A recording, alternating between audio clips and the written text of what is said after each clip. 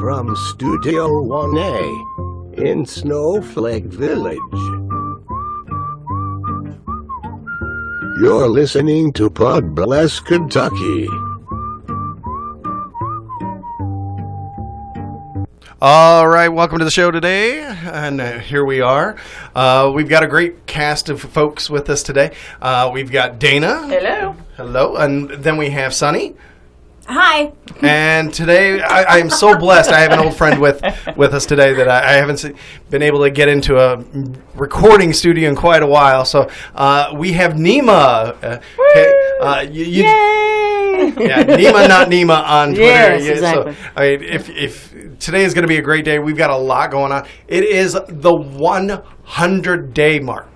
Okay, so 100 days of shame. yes, Yep. It feels like 100 years. but It feels like that. Yeah. it's very much. one of the best 100 days, he says. Because he's not working. Exactly. So we will be talking about a lot of different things. We've got the news coming up. We also have, we're going to be talking to Nima about some of the coal issues and some of our wonderful senators in our country who are not doing their work. And we'll talk to her about that. And everything will be great. So stay tuned, and we'll be right back. Your place for Kentucky Progressive Radio. It's Pod Bless Kentucky. All right, we're back, and we're going to start the week off. Wow, we had quite an event last Monday. We were out at Andy Barr's town hall. He actually had the balls to come out and talk to us. Finally.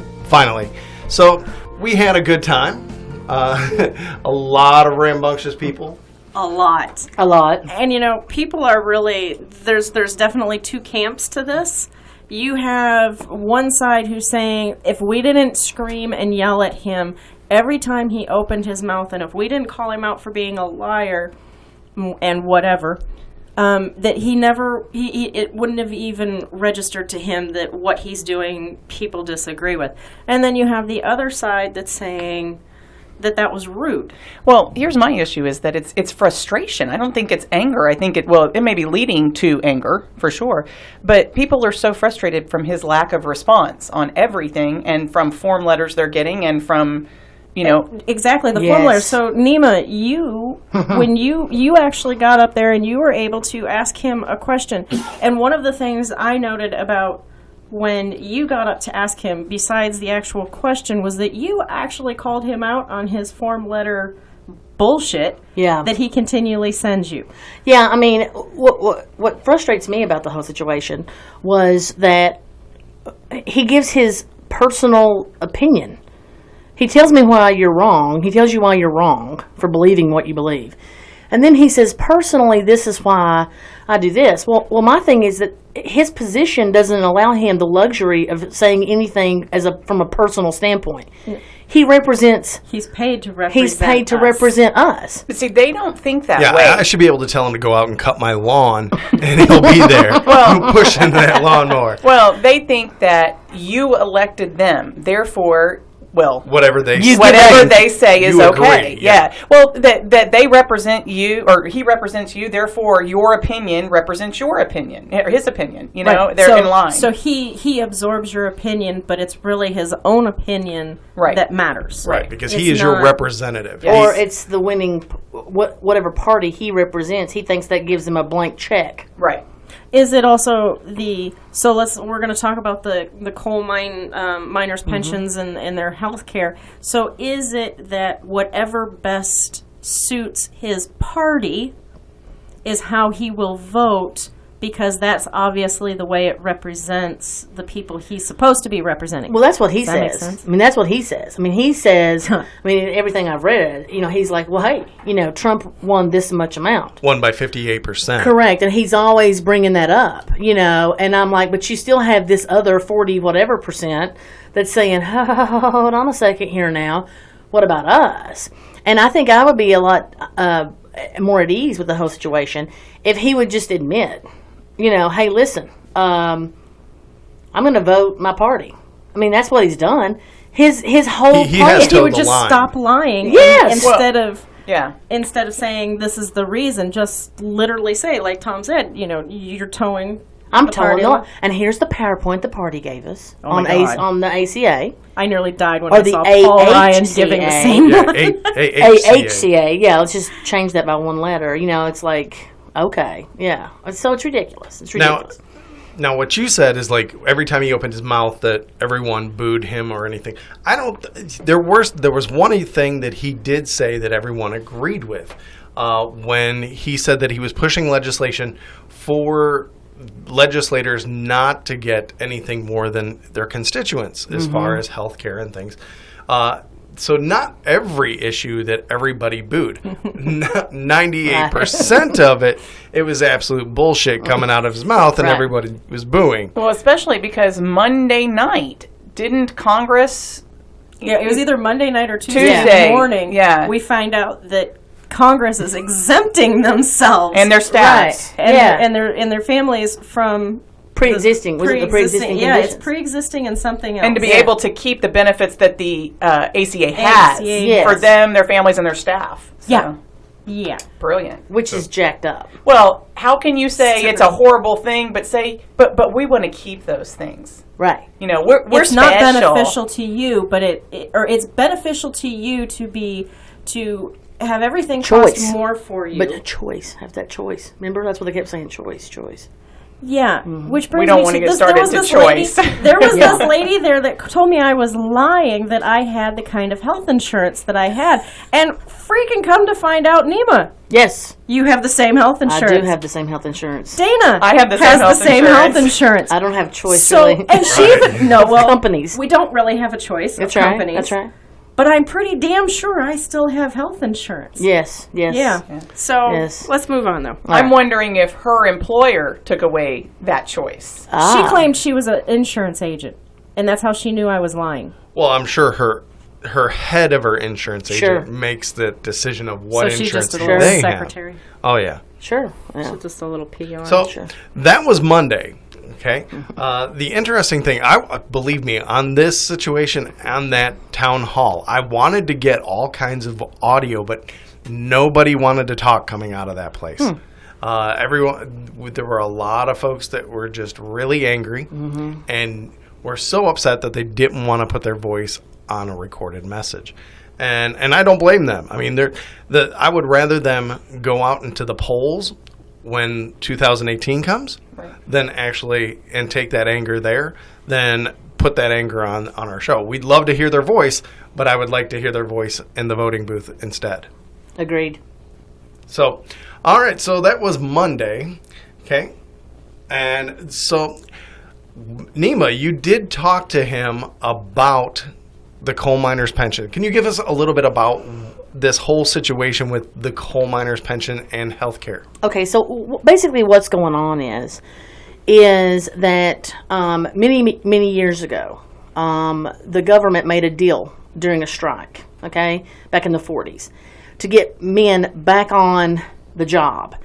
And they said, we will make sure that you are guaranteed cradle-to-grave benefits if you'll just come back to work, because, we're losing, we can't do anything without the coal, right? Coal was the Coal big was industry king. there, yes. That's right. So they did, and they took less pay, and they went ahead, and for their benefits, their pension, they understood, and my dad understood. My dad's a United Mine Worker.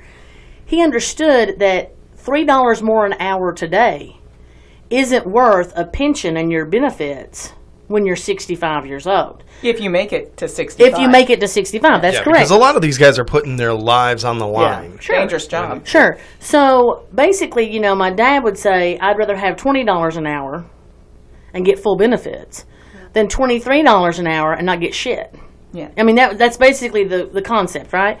So Can't disagree with I this. know, me either. Right. So what happened was, this has been kind of going on and brewing for a while. It came to my attention a couple of years ago. And because it had gotten to the point where the pension system has been broken, and the reason why it's been broken, I'm just going to clarify, call me a leftist, call me whatever you want to. The reason why it's broken is because coal companies like Peabody and Patriot and Arch have been allowed to file bankruptcy. and then move themselves out from underneath the burden, let's say, of paying the pension and benefits. So what they've done is they have, and the federal judges have allowed this during their bankruptcy proceedings. Then they reorganize, call themselves something else, and reopen maybe in 6 months under, bankruptcy proceedings, and they've wiped themselves out of an obligation for minors' pensions and benefits. That's what really is the issue here. And folks have blamed the union for mismanaging money, and folks have blamed, this party and that party. Let's blame Obama because of regulations. But ultimately, it is the federal judges in the bankruptcy courts that have allowed large corporations to free themselves of those pensions and benefit responsibilities. That's basically what's going on. And this affects a lot of people. Yes. I mean, especially in eastern Kentucky and in other states and West Virginia.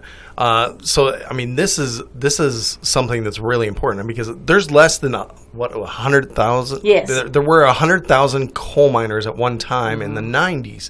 Now there's about 3,000 in Kentucky alone. Correct. Well, here's what happened too, and I should clarify. One of the things that people don't understand is this benefit and pension package expires whenever my dad dies. So, like when my dad dies, he's part of the last group that actually got in on that. This is not a perpetual issue. So, like, we're not going to be talking about this in 60 years because it's dead, gone. It'll die with them, and it'll die with their spouses and their widows. This is something they need now. And this is something to continue. Correct. If somebody were to sign in to start working in a mine, or they did a year ago, they're not eligible for that. No, because they were not part of that strike. They were not part of that strike. They're not part of that. They're not part of that the strike, like Tom was saying. So there is an end date on this. Correct. There's an expiration date on this whole thing. So I hate to say it this way, but basically once the baby boomers die off, correct, it's done. Correct. And maybe even before that. Well, right. Because their life expectancy in the mines is not correct. Mine right. work. So why wasn't this money that they were given or supposed to be given put aside in some kind of trust or, why wasn't it treated like it didn't exist, like you're supposed to do with your own retirement money? Well, yeah, actually, and I was kind of on that same one. So when the bankruptcy courts gave the big coal companies their bankruptcy, why or how did that money go away? Okay, I don't understand that. So it went away because the coal jobs went away. And so it's almost like my pension now and Tom's pension now with the teacher retirement system. We're paying for people that are retired today. We're not necessarily paying for our own retirement, right? So basically, because the coal industry shriveled up and was taken over by natural gas and all these other clean energy options, there's nobody that's paying in to what's going out. Okay. So that's why we're at this point right now with these men and women. It's not just the men, it's their spouses or their wives. So my mother and father are both part of this, which is why part of the reason why I've been so pissed off about the whole situation. And it's not a big pension. I mean, we're not talking, it doesn't make my family a wealthy family. His health benefits are excellent. But my dad has had 2 spinal surgeries. He's not going to be able to get insurance through somebody else. That's exactly right. He broke his back in the mines in 1980, maybe 1980. And there are many people like him who have put in their time, put in their physical labor, and gotten hurt in the mines, and will not have anything if this does not go through. Nothing. Absolutely. Well, here's what they were told originally, that they would go on to Obamacare. Well, so I'm laughing, and I'm like, well, hell, they're trying to get rid of Obamacare, so where are they going to go now? But isn't Mitch saying that he's going to fight for these protections, and he's going to... And I'm gonna have a little bit of a sip of something here while you say that. he's saying that he's going to make sure that those miners still have a pension and... Oh, no. Health... Well, No. he's saying that he is going to support the miners. Now, what support actually means, that's a good question. We have heard nothing about the pensions. Nothing. The pensions have kind of gone away, and now you hear benefits. So I have asked repeatedly, what about the benefit of the pensions? What about the pensions? What about the pensions? So, because now they don't want to actually pay the money out every month. But they're saying, well, yeah, we should probably extend the health care. Well, so again, I don't know how much my dad, it's nothing compared to what, you would be making if you were working in a coal mines. Right. But so they've kind of dropped that whole line of talking, and which is very frustrating to me. I was actually told by somebody on the United Mine Workers Facebook page on Thursday that, oh, well, you know what, the pensions are guaranteed until 2022. And I said, well, hell, I guess I better hope Mom and Dad die before 2022, because if they don't, they're screwed. That's only 5 years from That's now. right. But Yes. I'm having trouble wrapping my brain around why pensions are. Well, it sounds to me like they were almost treated when they went through bankruptcy court like a debt. Yes. You know, and Yes. that they were That's allowed. where I'm looking. That's the words I'm And looking so for. because That's of correct. that, they dismissed it like it was a debt. Correct. When really, it's not. it's not. If it's a benefit, which it is a benefit of the job. I wouldn't say it's a benefit like healthcare, but it is a benefit of the job. You can't treat what is promised in regards to retirement, since that's a benefit, as a debt. But they were allowed to. And so basically, I think that's where my biggest confusion is why it can be treated, why a pension could be treated like a debt. That does. well, that's a I'm question having a to hard ask the time. judges, and they've allowed it to happen, and they've repeatedly allowed it to happen. And I think a lot of it is because there's a lot of union busting that's been going on in the state and nationwide. I think that there's a lot of animosity towards unions. They're not as strong as they used to be for reasons. It goes back to Reagan. But the issue for me is this. The most powerful senator in the nation is from Kentucky. And he has done shit, For 36 years almost. well, since 84, to do anything, right, for this. Now, all of a sudden, see, all he had to do last year, because Joe Manchin from West Virginia had been pushing hard. Him and Capiata from West Virginia. They've been pushing really hard for these, benefits and pensions. Well, he blocked every vote. He wouldn't let it go to the floor for a vote, and they had the votes, but he wouldn't let it go through committee. Mitch McConnell would not let it go through committee. I think that he didn't want Obama to get any credit. Now, listen, Obama had that money set aside in his budget for these miners.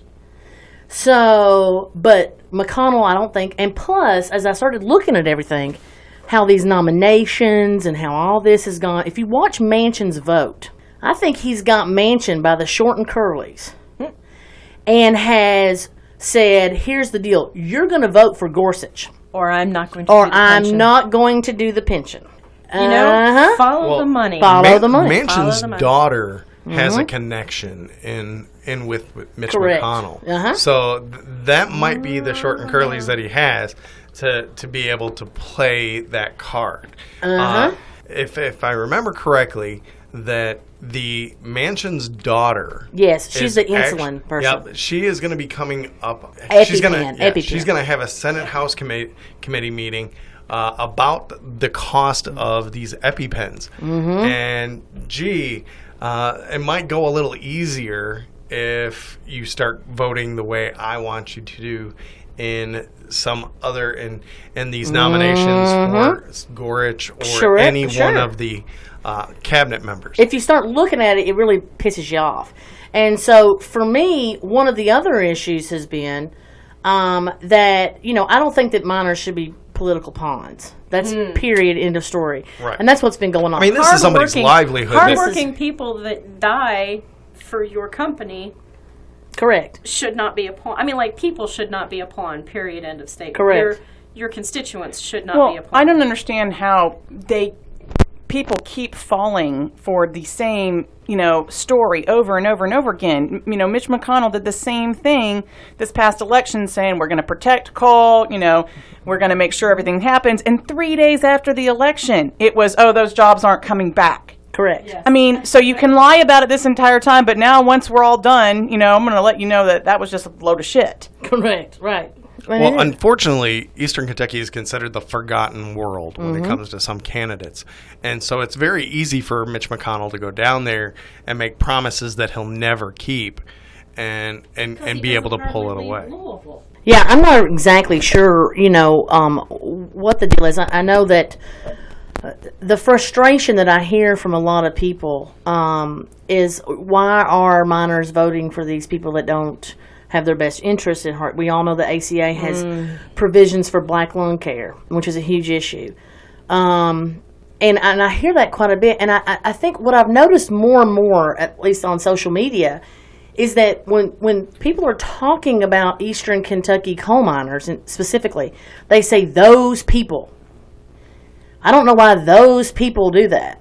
And to me, that's really kind of like... It's offensive. It's offensive. It offends me. I'm like, what are you talking about? Those people. Let's not get near those people. Those ignorant little hillbillies. That's right. And that's exactly what you hear, and you kind of have that, immediate reaction. And I think that what happens is, I think that here's the thing, Dana, coal is a culture. Right. It's not just an industry. And I think that is one of the things that people that aren't from there don't really realize. Sure. Is that this is really who you are, like as a person. Well, that's what your neighbors do. That's That's correct. what you do. That everybody is. So it encompasses the entire... It's how you Economy. identify Yeah. yourself.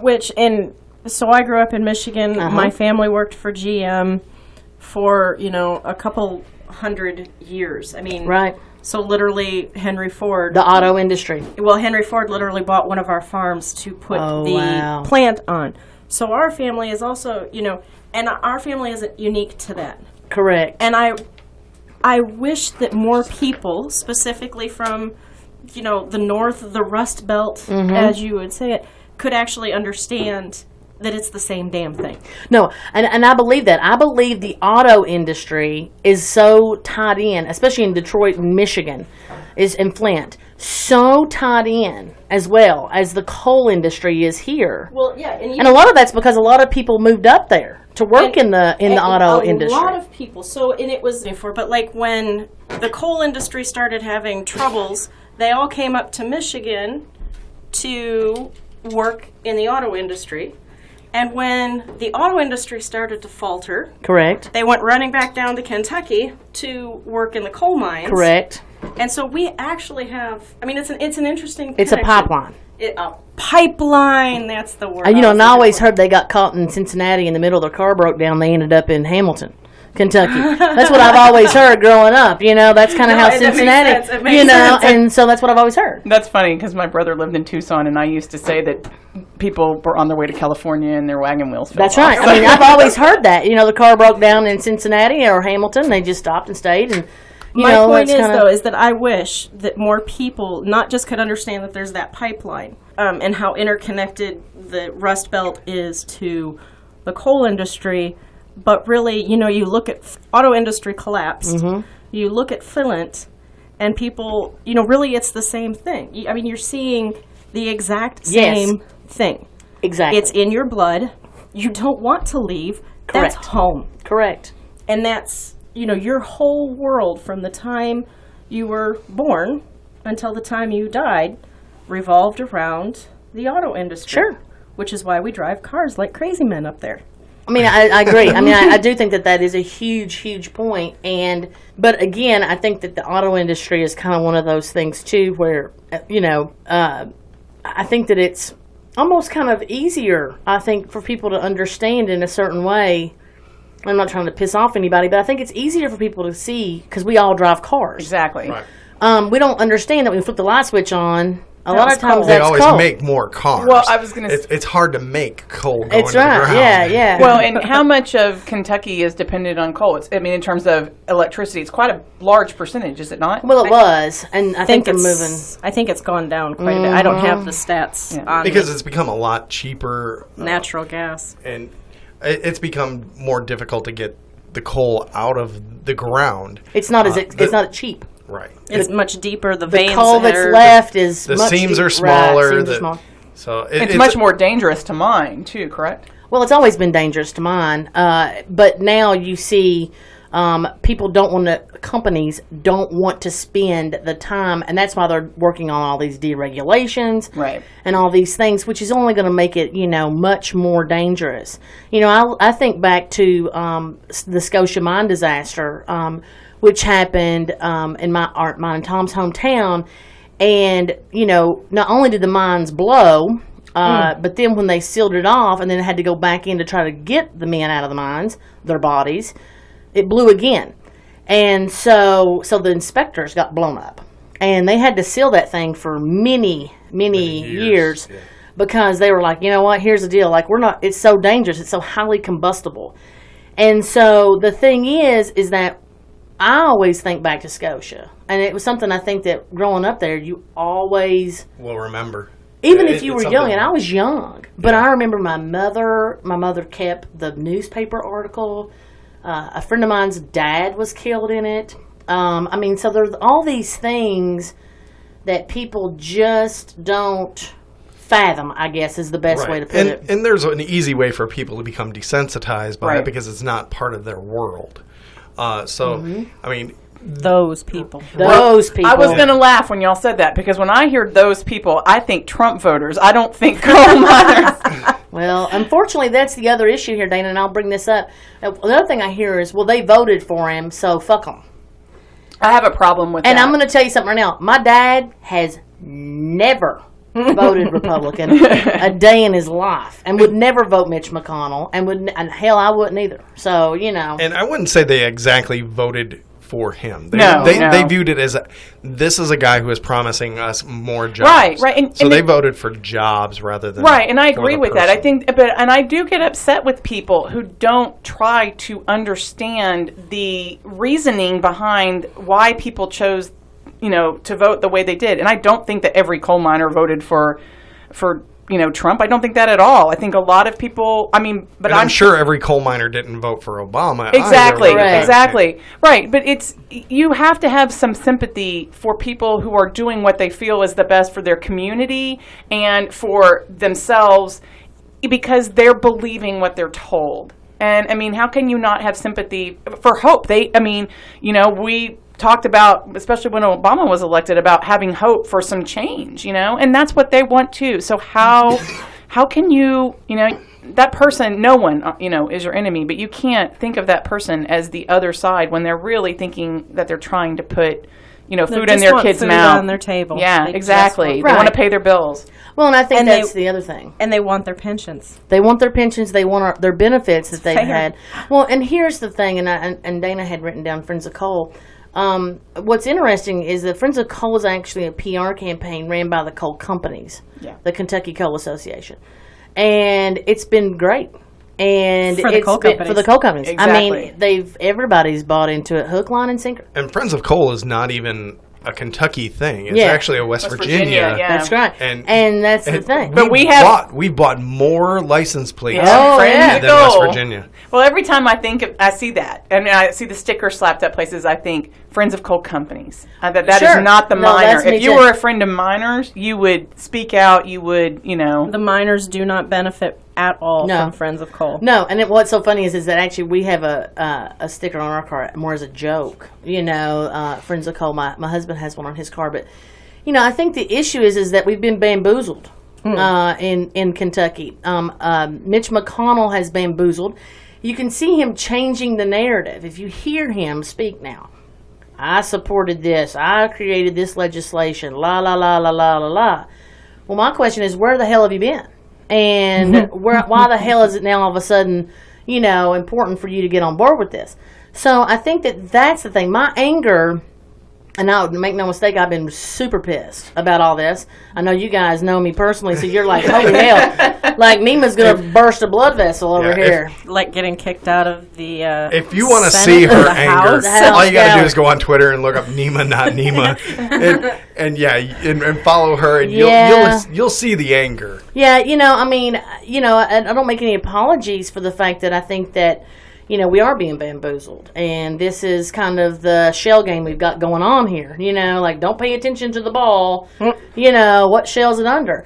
And so what super pisses me off is that I really worry that we're so far away from another election for Mitch that people will forget. The other thing I will say this about Andy Barr. Andy Barr did speak at a rally I was at in D.C. in support of the Minor Protection Act, which is the benefits and pensions. So what happened to that? Well, that's what I asked Andy. And, he had the right answers. But then what he did was he couldn't help himself. He had to bring in Obama and had to say, well, we wouldn't be in this position if Obama hadn't killed coal. Bullshit. Bullshit. Why do you have to do that? Why don't you shut your pie hole and just say, this was a mistake? The federal judges have, we have kissed coal's ass. And we don't care about the working people. We don't. I mean, let's just face it. This is the biggest, this shouldn't even be an issue. I shouldn't even be sitting here talking about this. This should have been a no-brainer. But time and time and time again, this comes up, this comes up, this comes up. And why? And it's because it's a political hot potato. How can we make a difference now? So probably the best way is maybe contact your legislator, contact Andy Barr, definitely flood Mitch McConnell. Yes. I mean, oh yeah. Use ResistBot, as we've promoted ResistBot quite a few times on this program, as well as sending cards and picking up the phone and making that call to your legislator. Correct. To continue the pension and health care of Kentucky miners. And if you even if you just think about it, anybody out there, let's back up and forget that we've ever said Kentucky coal miners. What if it was New York police officers? What if it was the Daytona beach guard? I don't even know if there's a freaking beach in Daytona. Whatever. Oh, yes, there is. Daytona Beach is a thing, and I'm sure they have Baywatch. So, but everybody who works their asses off. Believe me, and there are is times that I on- wish I could forget Daytona Beach. No shit. Yeah. But if you're working on your pension and you think you're saving and you think that this is going to be something that you're getting once you retire, once you can no longer work, and to have it snatched out from underneath you. I mean, it doesn't matter what your job is. That's wrong. And to have it controlled by somebody who's being an absolute obstructionist because he's a racist ass, that's wrong. Well, here's the thing. My dad is not asking for a handout. right. No, he earned He it. paid. That is his money. Yeah, he earned it. I mean, this is something he earned. And so, and I he think took that pay cut. He took that pay. Well, As and he part of put that into settlement. his own pension. I mean, like, he Right. contributed. So that's the other thing that people don't understand. Now, I will say this before I know I've got to jam, but here's the thing. This cost me and you nothing. No. Nothing. This money that has been set aside to help is actually a company. The companies have to pay into the abandoned mine fund. Now, the interesting thing about the abandoned mine fund, and you can't really find a whole lot about on it. I've been looking into it, of course. It's very hard to get the money for it, and basically, it's for companies to redo, like to reclaim. And to do these, and have maybe like a, I don't know, one of those. Create a park. A business park. Oh, that's cool. But here's the thing. The government has kept such a tight leash on it. And there's been all kinds of speculation as to why. And the only thing I can keep coming back to is because there's a ton of money in it. It just keeps earning interest. Well, this would come off the interest from that fund. But here's the issue. The issue is a lot of people seem to think that this money is being used to pad the budget and to make it look like that we actually have more in the national budget than we actually do. Now, I might be a conspiracy theorist, but I'm It's okay, saying, we've all gone there. but I'm saying right now it makes sense. It makes total sense why it's very difficult to get your hands on this money if you're a business owner that wants to reclaim land. And it makes a lot of sense on why they've been so hell-bent on hanging onto it. Right? And how it always rolls into a budget package. And it always rolls into these things. But it doesn't have to be that. It does not cost taxpayers a dime. Now, it will cost taxpayers a dime whenever these pensions roll into a national pension system where it was made up to, like, stop people from losing their pensions, right? I can't remember the name of it right now off the top of my head. But basically, anybody who lost their pensions and they go into this fund, if the retired miners go into that fund, it will bankrupt that fund. Period. So we're trying to hold that off. That makes more sense. But this is what's going on with the minor pensions. I would encourage anybody to contact. Contact a legislator. There are a lot of people you can contact about And you this. don't even have to be from Kentucky to contact No, definitely NGPOO. contact. And use 'Cause- ResistBot. Text resist to 50409, and it'll set it up for you and teach you how to, contact every one of your legislators and McConnell and, whoever you would like. Except not Rand Paul because he's blocked it. But I will say this. That's actually been my resist It is- bot subject yeah. for like every time now. Yeah. Tell Rand Paul to unblock his. Well, before you take off, Nima, Okay. I know that you've been doing stuff on the state level as well. That you kind of became our own little local star after this last legislative session. Scary. If you're unfamiliar with what happened, Nima and her father, who are her father is a United Mine worker, as like she said, they were up in the gallery at the Kentucky State Legislature. You were too, Tom. Yeah, I was there, and I witnessed the whole thing and was quite proud. I got the text. And when things were moving towards going away and trying to pass right to work legislation, Oh, yeah.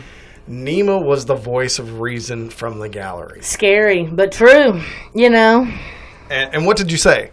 Well, I just said that GOP hates labor.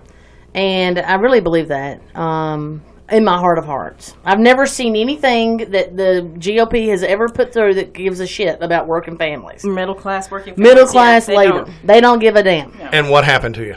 Oh, well, I got tossed. And You got tossed? By whom? Well, Jeff Hoover kind of gave the she's out, like at the home plate kind of thing. And There's a lot of people who say a lot of things up in the gallery. that's right. And we've heard things in the past, Yeah. but we've never seen really anyone I just guess the truth booted out really after smarts. one small statement. Well, the problem is, I think that was hit a little too close to home. Stan Lee had gotten up and was getting ready to speak. Mr. Pornstash. Mr. Pornstash, who also has blocked me on the Twitter, by the way. And so, he had gotten up to speak, and I, dislike him so much, that I thought, if he opens his mouth, my head is going to explode, and I was fired up anyway. And I may have been blurted out something along the lines of GOP hates labor. Then he, tosses me, and the state policeman, who was a lovely person, by the way, comes over and says, "Ma'am, you're going to have to go." And so I start getting my coat, and then Stan Lee tries to address me from the floor. And then I yelled down to him. I was getting tossed. There was no reason to talk to me at all. And that he should never talk to me, and that he should, explain himself to everybody else. And so then the state policeman said, We're going to escort you to the county line. if you say one more thing, I'm going to charge you with disorderly. And to which my response was, well, hell, I've been thrown out of better places by better people, and have at it. So he kind of laughed. I mean, he was great, and so then of course I got escorted all the way out the door, and I'm surprised I didn't get a county line escort. Surprisingly, they let me back in for the KEA. Your picture wasn't hanging Right, up. you've been very active with the KEA, With charter the schools Kentucky as well. Education Union, and the charter school situation. I mean, there was a large fight. Unfortunately, we didn't come out as very successful on Correct. it. But you did play a big role in that, and talk to many legislators. And another big thing within the legislature that you were very positive about, and there's a new saying that's sweeping all across the state, and it's boots over suits. That's right. And Representative Angie Hatton is kind of helped us with this. Representative Hatton is a good friend of both Nima and I, and we are starting to see some change. Basically, the Democratic Party needs to rally around the actual worker in this state. Well, I think that's the thing that we're missing in the Democratic Party right now, is a true voice of the working folk, and also people who aren't afraid to get their hands dirty and to say the truth. And that's been really frustrating for me from this side. because I see myself, let me tell you something. It's like, excuse me, my dad always said, he's a yellow dog Democrat, which means you'd vote for a yellow dog as long as it ran under the Democratic ticket. Excuse me. Basically, as long as it's not the Republican, we're good. Correct. And so, and I believe I'm a yellow dog too, good or bad, and I make no apologies for that. And so, I never knew there was a term for it. excuse me. Yes. And so, basically, here's the thing. I think that's been the biggest disappointment for me is that growing up, I saw, my dad went to jail. I don't know how many times fighting on the picket line. And, I'll tell to prove a point. I mean, prove a point. Well, he might have been a bit ornery. I'll tell you this real funny story, and then I do gotta go. I gotta go shoot some bows and arrows and stuff. But here's my story about my dad. I was about 7 years old, and my dad worked the hoot owl shift, which is what that was the night shift, and he called it hoot owl. 11 to 7. And so, so I would sleep with my mom some nights, Well, my mom used to keep a pearl-handled Dillinger pistol underneath her pillow at night because Dad worked the hoot owl. I'm not real sure how safe that is now with the baby laying next to you and you've got a loaded pistol underneath your pillow. But anyway, she didn't move very much in her sleep, so I guess that was all right. 35 years ago, That's right. Nobody cared. And so one night, it was probably about 3 o'clock in the morning, and the phone rang. Well, from Eastern Kentucky, and I guess anybody else, phone rings at 3 o'clock in the morning, somebody's dead. It's not good. It's not good. It's never good. So my mom is like, hello. She's wide awake, hello. And I hear, and it scared me, and she's like, yes. What? No. Well, you know what? He can just stay there. He can just stay there until I take the babies to school. And I've got the babies. They're asleep. No. You tell him that he can sit right there. And then she hangs up the phone. And so I remember saying, what's going on, Mom? And she goes, your daddy's in jail again. Again. Fighting on the goddamn picket line. And she was like, and his ass can just sit right there. Right there. Because you all got school tomorrow. And I don't have time to be dealing with this. And so I was like, oh, okay. Well, then, of course, what had happened was they were striking, and hysterical. Some scabs were driving across the line, and my dad popped up on the side of a coal truck that was going in and proceeded just to punch this guy right in the face and pretty much broke his nose, and they hauled him to jail. And so, he didn't stay long, of course. But the funny thing was, when I got tossed from the gallery, I was talking to Dad about and I said, I remember that vividly. And he said, because I said, how many times did you go to jail? And he said, well, which time? Which strike you talking about? And I was like, well, I just remember one. And he said, well, I've gotten charged with trespassing, inciting a riot, disorderly conduct, and he just started naming all this stuff. Well, I'm just sitting there thinking, my dad's in his 60s, almost 70 years old, and some of these stories and I will say your dad is probably one of the nicest gentlemen I've ever met. But you don't want to mess with him. And so I started laughing. I said, well, what do you mean inciting a riot? And then he said, terroristic threatening. And I said, what? And he said, well, what happened was I had taken some dynamite over to the head of the the Southeast Mines, which was non-union. And I said, what were you going to do? He's like, well, I was going to blow that fucker up. And so he ended up getting arrested, right? Well, the judge said to him, you can't be blowing up mines, And he said, I'm going to let you out, but don't go back there. So Dad was like, okay. He went back. Got in the car. I hear trespass. Went straight on back. Took some more dynamite out there and was going to blow that son of a bitch up. So see, I think that's the thing that people don't. It was a fight for your livelihood, your existence, And we don't have that anymore. Now people want to peacefully resist and do all this stuff. That's not how I grew up. My daddy didn't mind one bit to go to jail. You have to make a statement. That's right, and I don't. That's what I said. I said, hell, Which goes back to our Andy Barr thing. That's right. It goes back to our Andy Barr. Let me tell you something. I yelled, and I'll tell you why. Because you know what? Hell, I don't mind to go to jail.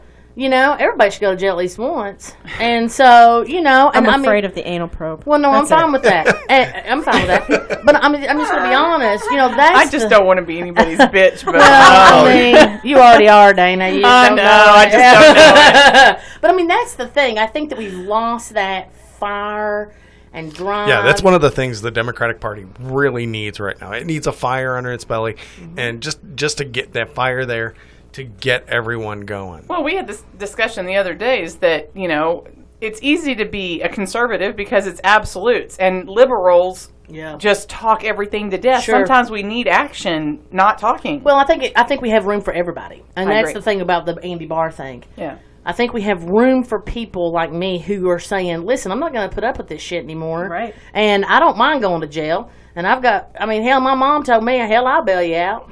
You know, I mean, hell, she's She got my might daddy make you out. wait until your That's daughter right, gets to she school. might. But you see what I'm saying? Like, we don't have people who aren't afraid to be that person. Now, I'm not somebody that's going to stand out here and love you to death, you know, but I'm going to stand out here and tell you, you know, this shit's wrong, and I'm ready to fight for it. Right. And I think that's kind of And get things done. And get things done. And then, I mean, if you don't agree with me, that's fine. You don't have to. No, You know, but I mean, we can still be on the same side.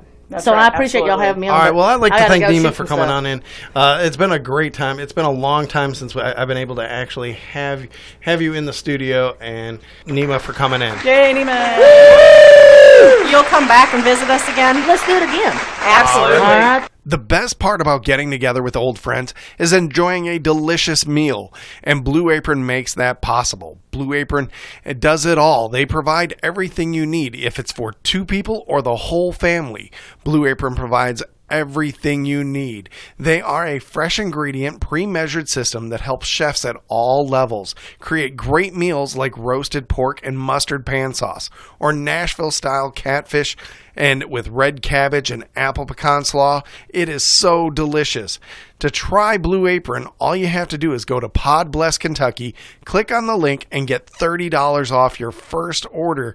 And for delicious meals with less stress, there's no better place than Blue Apron. All right, so we are back, and we're going to be talking about the news. And what's in the news this week, Sonny? Well, this week, actually today, we're hitting that 100-day mark. 100 days of terror. Actually, the hashtag on Twitter that's trending is 100. On the Twitter? On the Twitter. That's Nima. I don't say on the Twitter. Don't you go to the Walmart? The Walmart. Walmarts. Gotta go to Walmart's or the Put the S Kroger's. on it. S, yes.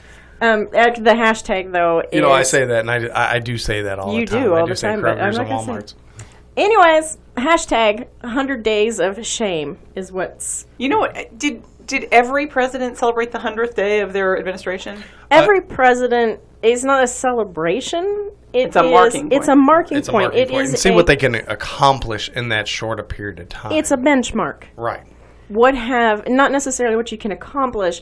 It's not just what you can accomplish, I guess I should say. It's a benchmark saying, this is what I've done, this is what I've kept, these are the promises that I've kept, and it's kind of But it's a focal point from the view- from the campaign. but something to look forward. So I've accomplished this in my first 100 days. In the next 1,300 and some odd days of fucking hell, I'm going to nuke the rest of the world. It's I don't know. extremely important as far as politically Okay. when you want to campaign, because a lot of times the other 265 days, a lot of people forget what's going on, or Right. it gets a lot harder, because usually when a president comes in, they're energized, they've got a lot of people willing to work with you, and that's not been the case with President Trump so Right. far. So if you look at his first year, this week marked 93 to 100 days, 100 being today. So if you go back, going into this shit-tastic week, 9 days, 92, from 1 to 92. He's signed executive order after executive order. He has not really accomplished anything. So when he goes in, and nothing that's important or stuck. Right. Anything that he campaigned on, or some of the, I mean, I know that a lot of people were counting on a lot of that jobs would be coming in, and that he made a lot of promises on the campaign trail that said, Well, it's- I'm going to, in the first 30 days, I'm going to wipe out ISIS. Well, it's been harder than he thought. Yeah. And he wants to go back to. He said that his old life. He liked his old life better. You know, I have I to can go show with him the a giant door. no shit there. I mean, this is the hardest job in the world. The hardest Right, job and in I the think- world. Which A is why lot most of of- them go from, like, Obama went from nice, dark, beautiful, curly hair to whiter than me. Yeah. I mean, And I don't think they underestimate the amount of pressure and commitment that the The presidency expectations. actually comes with. yeah, just the pure expectation. Yeah. But so anyway, so this last week he's tried hard to make up for everything that he has not done. On Monday, he submitted his whole 2-page tax. Funniest thing I saw actually was a thing on Twitter where somebody took a red pen and corrected all of the mistakes and then gave him an F. But this tax plan that he has proposed on Monday actually gives corporations, they now pay a 35% tax rate, Right. So let's and they'll listen drop to the to a clip. 15. Let's Go ahead. let's see what our Right wonderful. now, we have a 35% corporate rate on worldwide income and deferral. It is perhaps the most complicated and uncompetitive business rate in the world. Not a surprise that companies leave trillions of dollars offshore. Under the Trump plan, we will have a massive tax cut for businesses and massive tax reform and simplification. As the president said during the campaign, we will lower the business rate to 15%. We will make it a territorial system. We will have a one-time tax on overseas profits, which will bring back trillions of dollars that are offshore to be invested here in the United States to purchase capital and to create jobs. Okay, so I mean, has that worked in the past? Well, okay, so let me explain to you what their line of thought was, because I had to look that up, right? Because I understand. So I looked it up, and essentially what it is, they used Macy's, Walmart, and Nike as an example. And their department stores operators, they all make all of this, not all of their revenue inside of the United States. Macy's makes all of theirs in the United States, correct? Correct. So right now, Macy's is getting taxed at 35%, and it's all of their revenue. Walmart, I wouldn't say it's all of their revenue, but it's a good share. they get it taxed. They get Right. everything that comes into Macy's comes from the United States. Correct. Okay. They are an Walmart. American company. Walmart, all of their revenue, all of their profits, whatever, it doesn't come just from the United States. It comes both from the U.S. and whatever countries outside Right, of the it's U.S. globally. Right, about a quarter of it's. That's what I said. Yeah. So, you have, they're considering that Macy's is actually paying then a higher tax because all of their money is being stored here in the U.S., whereas Walmart, when they're making money in another country, they're keeping that money in another country. Correct. Kind of makes sense to me, right? I mean, if I spend my money at a local store, I want it to stay local. So basically, they're opening up offshore accounts and keeping that money. Even though they're an American company, they're taking those offshore sales that are sold globally and putting them into offshore accounts and not counting those. They're not counting it. They're not bringing it back to the U.S. Okay. Okay.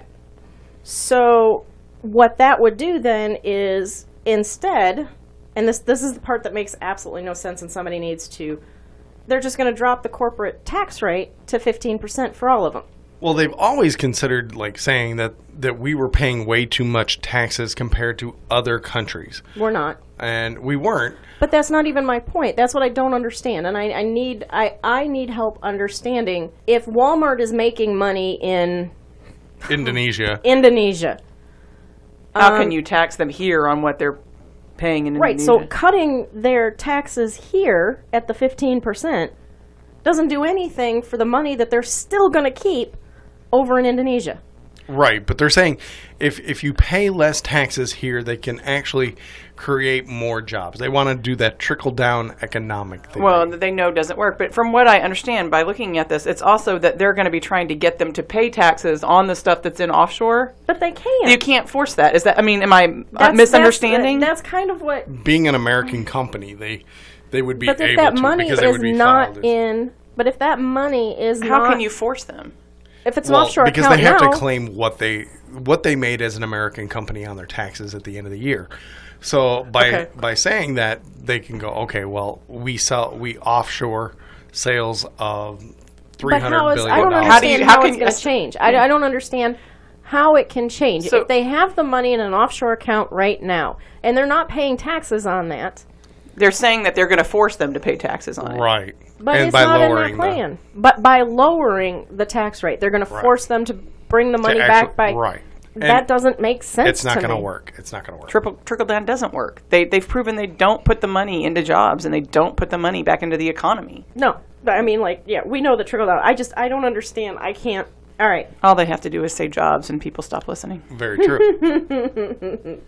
So, speaking of money coming into your company, on Monday it was discovered that Mar-a-Lago is the Winter White House was past tense, posted as on the shareamerica.gov, a state website that promotes the U.S. abroad, and it also appeared to be an abbreviated form of the official site of the U.S. Embassy to the U.K. It was posted on April 4th, according to the advertisement. But they're basically advertising Mar-a-Lago on a state-run website to foreigners within, or even peoples. I don't even. How is that legal? It's not. It's not, and I think that's why they took it down as soon as people discovered it. Well, it all goes back to if you are not going to force the president to divest himself, it doesn't matter. Right. I mean, it's a pure conflict of interest. It is. Well, we're paying him. We're paying essentially him to pay to pay him. We're paying him to go down to his estate and stay there. His personal company is profiting off of that because of the amount of security and all the food that they're billing and everything else. The U.S. $34,000 in golf cart rentals. I was going to say the U.S. government picks up the tab for that. So the U.S. people pick up the tab every time he leaves the White House and goes to stay at another facility And that then is not. to have it advertised through the facility. So I don't know if you have to join Mar-a-Lago just to stay there. You got a couple $100,000. You do. You do. actually. But you have to. It's a $200,000 membership fee or initiation fee. Which doubled when he became president. It was $100,000 before that. Yes. So again, I guess if you are Trump, you're completely above the law. So that was Monday. Monday also, Trump decided he was going to start a trade war with Canada. I think we have a sound clip Sort closest. of come to this point where a tariff just gets slapped on. So let's just start with the fact that there is no country that is more important to the United States than Canada. And I mean that wholeheartedly because it is one of our largest trading partners. And by the way, the trade that we have with Canada is $635 billion in goods and services in 2016. It is balanced. In fact, the U.S. has a bit of a trade surplus with Canada right now. And so we have a very balanced trade. In addition to that, Canada is the largest energy supplier to the United States of energy that we don't produce ourselves. And by the way, we do not make enough energy within the United States to supply all of our energy needs. And Canada, both through in the oil sands and in hydro and solar and other ways, provides energy. We work together in NATO, in NORAD. We share this amazing 5,000 plus mile border. We have such an interconnected relationship, and I think that people need to understand the depth and breadth of the Canadian relationship before we start getting into these micro issues. I mean, what has happened? Canada was one of our closest allies. I mean, it's a neighboring country. How did we go from, like, Canada being our best friend to somebody that we're going to try and kick around? So when I first heard this, I have to tell you guys, I'm absolutely in love with Justin Trudeau. I think he's just as dreamy as he can be. Yum. And the first thing, exactly. The first thing I thought of when I heard that we were starting this trade war with Canada was this adorable guy literally falling out of his chair laughing his ass off.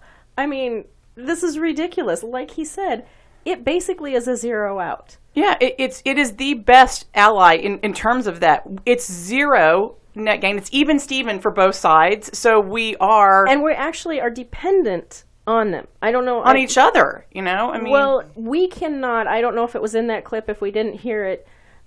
We actually do not produce enough energy for our country. That they send. So they actually send their excess because if you've ever been, a lot of Canada has solar and tons of wind farms. Right. And they pump all of that extra energy that they are producing over to us. I mean, the XL pipeline, I mean, we just went through all of that to send oil from the oil sands up in Canada down to the Louisiana Gulf. Even though we disagree with the XL pipeline. Right. And so now we did all that for them, and now we're trying to... We want to slap tariffs on them, and it's kind of ridiculous. It's dumb. I mean, like, obviously, so first off, he accused Canada, their dairy farms, of infringing on Wisconsin's dairy farms.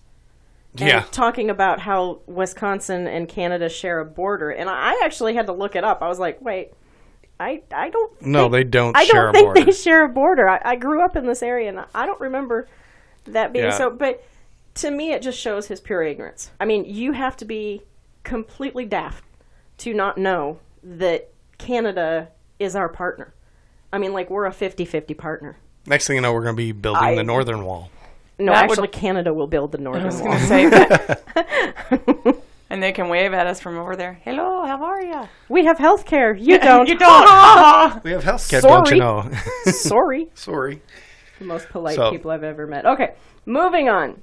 Tuesday, also, Chavez says that Flynn definitely broke the law by accepting money from Russia. However, like... And Turkey. How is that not just duh? But then you have the White House, who is actually... actively investigation from carrying on by not providing information. We were saying before that they refused to turn over documents, but what they are saying now is that they cannot. There's some... It's a security risk? It's a security thing. I don't remember what but they said we can't do it. It's not that we don't want to. We can't. Usually the Senate and Intelligence Committee... Why can't they get a subpoena? Right. I mean, like, I thought that it was... I think... And then now they're also blaming Obama, saying that it's Obama's fault that Flynn... That Flynn wasn't vetted for... Obama fired him, too. In 2014. But there's also a rumor going around that not only did Obama fire him in 2014, but they reinstated his security clearance in 2015. And quite frankly, people, I cannot find any information. I do not know where that's coming from. I can't find that. It's ridiculous. They look for a scapegoat for every problem they come across. Do you know the kid that you went to high school with that every time a teacher would say something, he'd go, push it, and make it sound like he was sneezing? How come I feel like I hear that every time we hear anything about them going, oh, we can't give you the documents, we can't do this, and oh, it's somebody else's fault. It's like, push it. It's such bullshit. I mean, except I'm not even going to go sneeze anymore. I'm just going to scream bullshit. It's time to call these things out. I mean, and there are some people on Twitter. I've actually fallen in love with Twitter.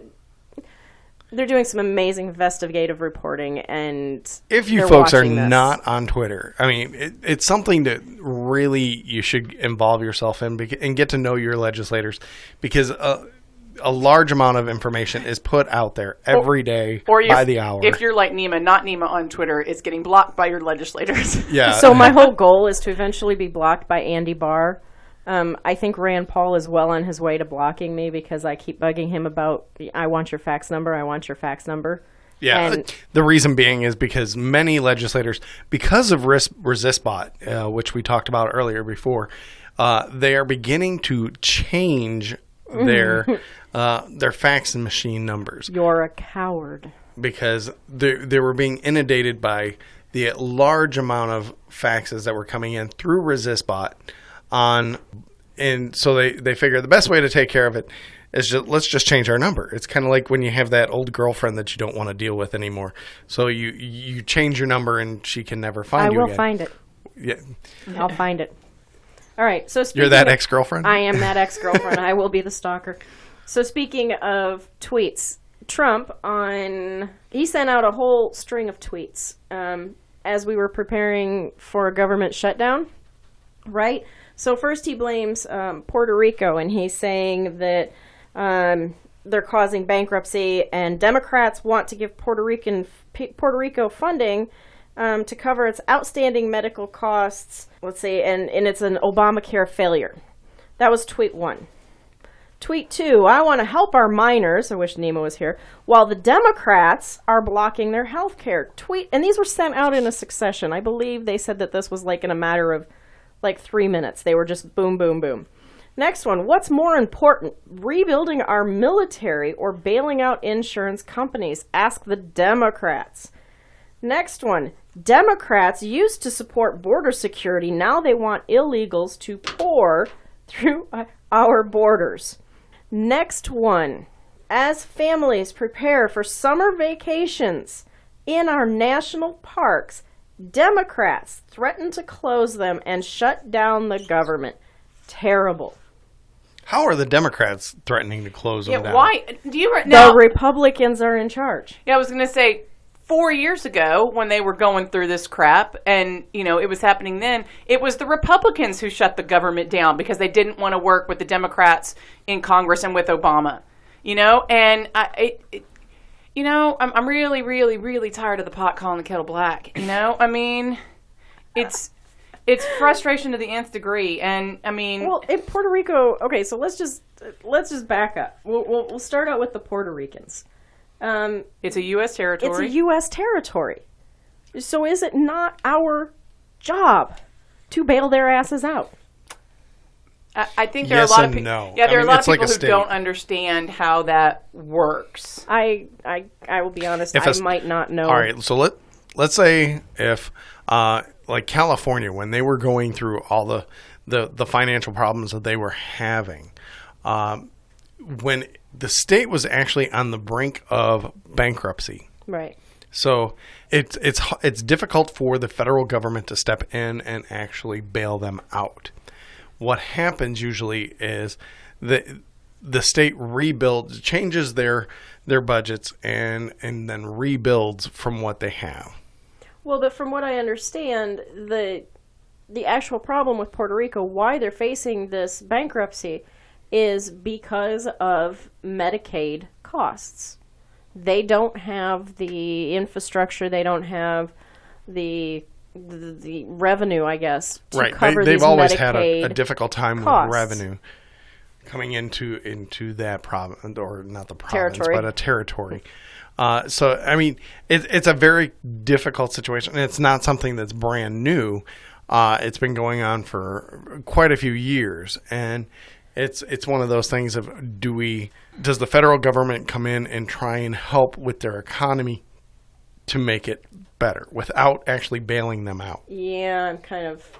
It all turns into a divestment. I can't say of that is that really a Democrat-Republican issue? No, it's not. It's moving on. Minors, we've covered all of the minors. I do want to add... They do, and one thing Nima didn't bring up, there has been talk of kicking this can down the road again, kind of giving it an extension. And it's something that really our federal government really needs to live up to its obligations. Well, the whole government shutdown, the whole funding process, they have done a little stopgap, trying to get it for one more week to hash stuff out. However, I did read, I think it's Schumer, that said that if they try to push through that health care bill as it is right now, the Trump Care 2.0, he will shut the government down. He'll. I really hope that doesn't happen, because they will blame it. It will be an election issue, and they'll hit the Democrats over the head with it if the Democrats actually shut it down. But if they push through that bill, if they use that as leverage, right? But as of this morning on Saturday, there are quite a few Republicans who still have quite a few questions about the new version of the American Health Care Act. That it doesn't quite fit exactly what their constituents, and as Andy Barr heard here, many constituents have serious problems with it, and believe it or not, some other actual politicians listen to their constituents. Wonder what that would be like. I have no earthly idea.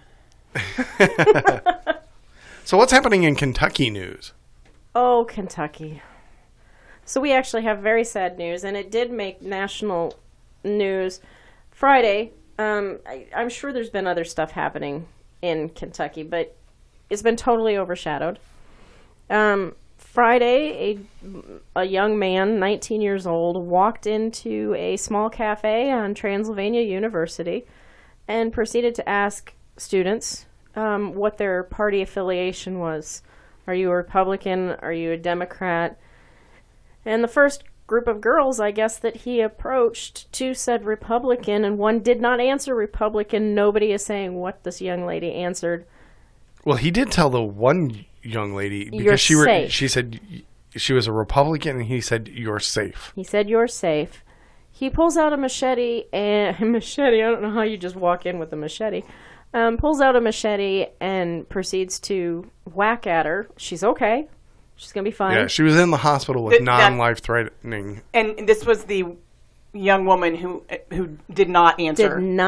Well, she didn't answer Republican. We do not know what her answer was. Right. Obviously, it was the wrong answer. I'm assuming it was Democrat. If you look at his Facebook page, it's kind of scary. To think that this happened in our community. Well, and it's worrisome in that he actually was a writer, and he wrote an article for BuzzFeed. About a year ago, right?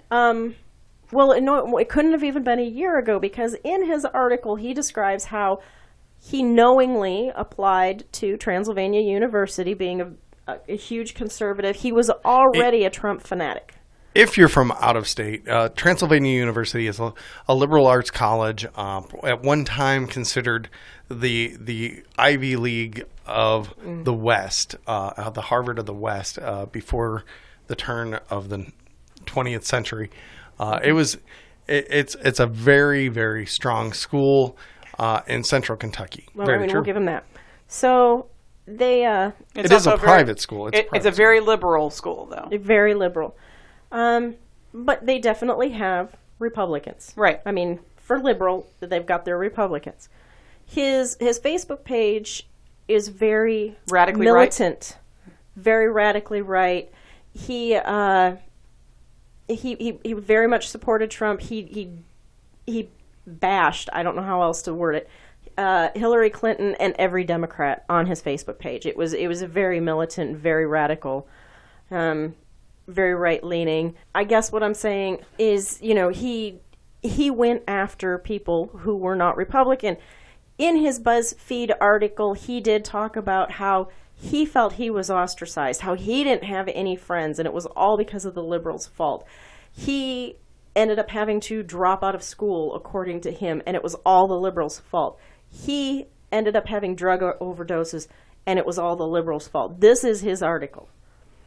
So my concern is, the right is going to spin this, and it was that exact same day that Andy Barr put out on his Facebook feed that the radical left was coming after him. That's kind of scary. I mean, this is a situation that hopefully we don't see throughout the rest of the country as well as the state. Because even though the big thing we have to remember that this is political discourse, and that means that we talk back and forth, and it's not a matter of action. I know that there are people who are on the right that actually think that liberalism is a disease and things like that. Mental illness.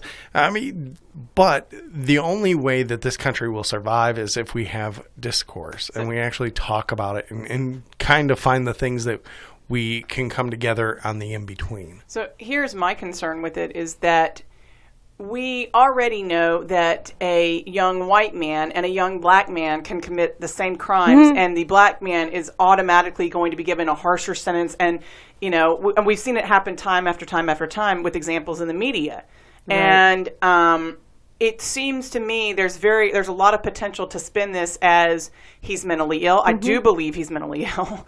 But, you know, if you're a liberal, you're crazy. And if you're a conservative, you're not mentally well. And there is a difference between being mentally ill, as somebody says it, and being crazy. Right. They mean the same thing, but how they're treated is different. And with his BuzzFeed article where he says, I had to go to the mental hospital twice, you know that's all that it's going to be then. Yeah. It's not going to be that he was a right-wing nut job that's drank so much damn Kool-Aid that believed half the things that have been said. He didn't even to him. believe half of the things. He believed everything, every evil rhetoric that has been spit out by Sean Hannity and the rest of the the extreme right wing, Breitbart, whomever.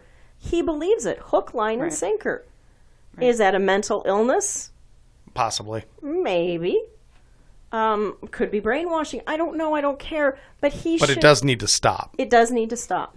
I mean, and all it is being is normalized. Well, and, you know, it's being normalized on both sides, too. Right. You know, that's not a partisan issue. That's, you know, it's.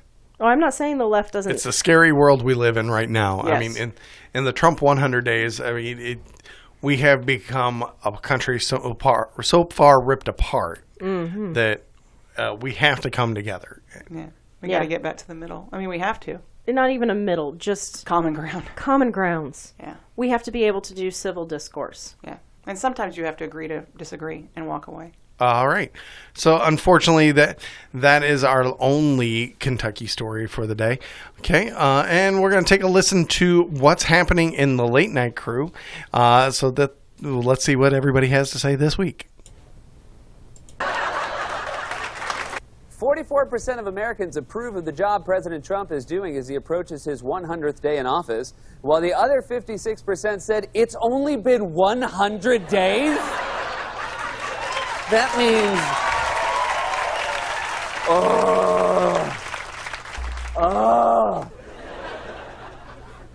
According to a new report, German Chancellor Angela Merkel was recently forced to explain to President Trump 11 times how trade works with European countries. She started to lose it around 9. All right, well, that's the funnies this week. And looking at the calendar, not much on the calendar this week. So what else do we have, Sonny? The only thing I actually have on the calendar this week is a reoccurring event through TWW. Anybody is welcome, but they call it Monday Nights for Rights. It's hosted at a brewery every Monday night. Where is it at this week? This week it's at Rock House. It's from 6 to 9 every Monday, but this week is at Rock House. I don't know what next week's is. We'll announce it as soon as we can. Right. So this is a way that you can actually contact your legislator through ResistBot, or actually putting pen to paper and actually writing a postcard and mailing it off. The folks at TWW, they provide the postcards, they provide the postage, they provide the pens, they provide the addresses. They will even research and provide you with information of different subjects to write on. But I think what the best part about Monday Nights for Rights are, we go every single Monday night, and it is wonderful to sit around, drink beer, and talk with like-minded people, openly, civil discussions, not necessarily that they are all Democrats or that they're independents, just like-minded, same values. Sounds like a lot of fun. It is. All right. Well, that's our show for this week. And we have a new saying that we're going to be saying each week. And it comes from a quote from a listener. And it's kind of, go ahead and. It comes actually out of Twitter. One of the ladies I follow, her Twitter name is Yet She Persisted. And she writes for different things, but her quote, and it really speaks to me. It says, "The resistance is real. The resistance is working. and the resistance needs you. That's a great way to end the show. So, all right, we look forward to hearing and seeing you next week at different events. And thank you so much for listening for this podcast. And we'll talk to you guys next week. All Later. Right. Bye-bye.